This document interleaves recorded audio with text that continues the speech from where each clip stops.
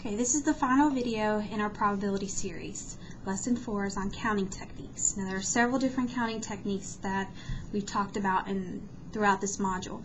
The first one, fundamental counting rule, permutations, combinations, factorial. I think that's probably about it. So I'm kind of mixed them up a little bit today and we're going to try to figure out which one is which. Alright, this first problem says how many ways are there to choose 1 jelly donut and 2 cream donuts from a bag containing 3 jelly donuts and 5 cream donuts? Well, this is kind of a combination. This is a combination of combinations with the multiplication rule that we talked about in a previous lesson. Keyword here being and you have 2 different events. You're looking at jelly donuts and you're looking at cream donuts. Okay, jelly donuts, cream donuts. So those are 2 separate events. Well, it doesn't matter the order of how you pick donuts. If I want 3 jelly donuts, I don't care which one I pick first, as long as it's a jelly donut. So order is not important here, which tells you it's a combination. So we're going to look at the jelly first. Well, I want to pick 3. Actually, I want to pick 1, and I have 3 to choose from. So I'm going to do 3 combination 1. Okay, that's going to tell me how many ways I can pick 1 jelly donut from 3. All right, and the and is telling me to multiply. Okay, then we're going to look at event B. Well, I have 5 cream donuts to choose from, and I want to pick 2. So I'm going to do 5 combination 2, because again, order doesn't matter here. I just want to make sure I pick 2 cream. They don't really have any special names to them. So this is how you would do in this particular problem. So it's a combination of the multiplication principle, because you're looking at 2 events, with combinations. Now when you're doing combinations, your sample space always comes first, i.e. the larger number, and how many you're choosing comes second. So when you type this into the calculator, you're going to get 3 times 10, which is 30. Okay, that's how many ways you can pick 1 jelly donut and 2 cream donuts from a bag containing 3 jelly and 5 cream. That's the number of ways this can be done. Now when you're determining number of ways, a lot of times this is your denominator when you're dealing with probability. Okay, so that's the first one. All right, here's another question. How many license plates can be made if they consist of 3 letters and 2 numbers, but none of the letters or numbers can be repeated? All right, well here, because you're picking letters and numbers and you can reuse the same thing, it's not a permutation, it's not a combination. This is actually the fundamental counting rule. Well, I'm trying to make a license plate with 3 letters followed by 2 numbers. Okay, so this is my letters and this is my numbers. Well, how many letters are there in the alphabet? 26. And it says none of the letters or numbers can be repeated. So let's pretend I picked an A here first. Well, I can't use the A again. So now I have 25 letters to choose from. Then let's say I picked a B. Now I've got 24. Okay. Same thing with the numbers. How many digits do you have between 0 and 9? There are 10. But once I pick a number, let's say I picked 4, I can't reuse the 4. So then this becomes 9. And what you do with the fundamental counting rule is you multiply everything. Counting rule is always multiplication. So this gives me 1,404,000 ways to do this license plate. And now you can see why license plates you really won't see a repeat, because there's so many you can do, and that's just a 5-digit license plate. Here in North Carolina we have 8 digits, so there's going to be a lot more ways you can do this. Okay. All right, question 3. How many license plates can be made if they consist of 3 letters and 2 numbers? This time it doesn't say anything about not being able to repeat, so we're going to assume repetition is possible. That means for the letters, all 3 of them are 26, and for the numbers, they're both 10, because it doesn't say anything about not being able to repeat. If it doesn't say, don't assume anything. Assumptions get you in trouble. So I've got 1,757,600. Notice there are more here than there was in the previous problem. That's because you can reuse the letters, so it gives you more options. Okay, so that's another counting rule. All right, question 4. How many different ways can 8 kids stand in line to get their picture taken? Now this is 8 different kids, so here order is important. Well, I'm looking for 8. We can still use the counting rule here. Okay, 8 kids, each kid is an individual, they're all different. Well, how many choices do I have to put in that first spot? Who wants to be the line leader? Well, I've got 8 kids to pick from. They're probably all jumping up and down. Okay? But once I pick a kid, I can't reuse the same kid. Unfortunately, you can't clone them. So the next kid, I'll have 7 to choose from. Then I'll have 6, and then I'll have 5, and it's going to go down from here. Notice it goes all the way to 1.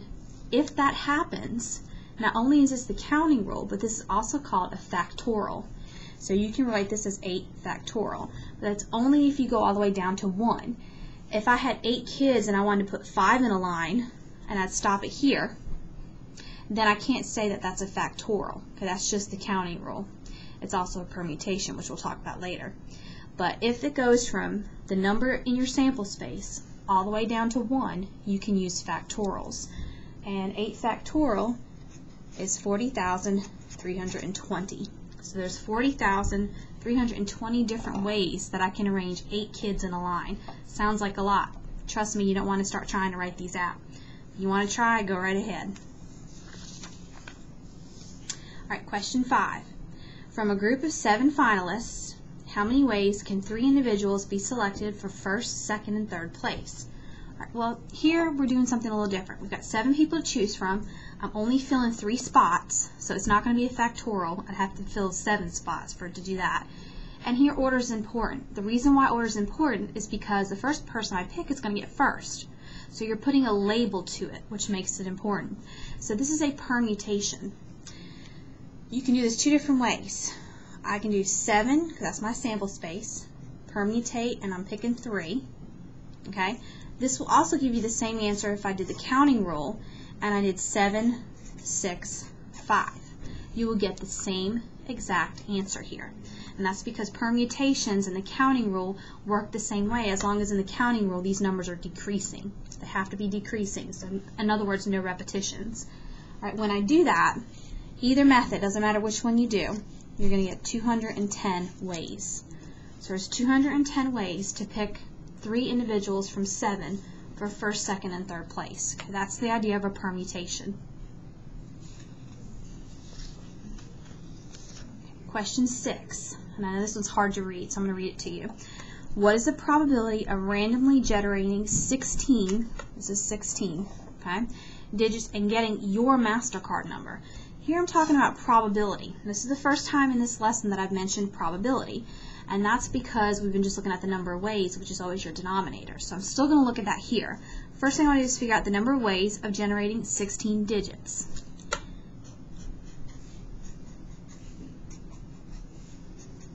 All right, there's my 16 digits, okay? Well, it doesn't say anything about not being able to repeat numbers. So in other words, I'm going to have 10s in every single one of these spots, all the way to the 16th digit. Well, you can rewrite that as 10 to the 16th power.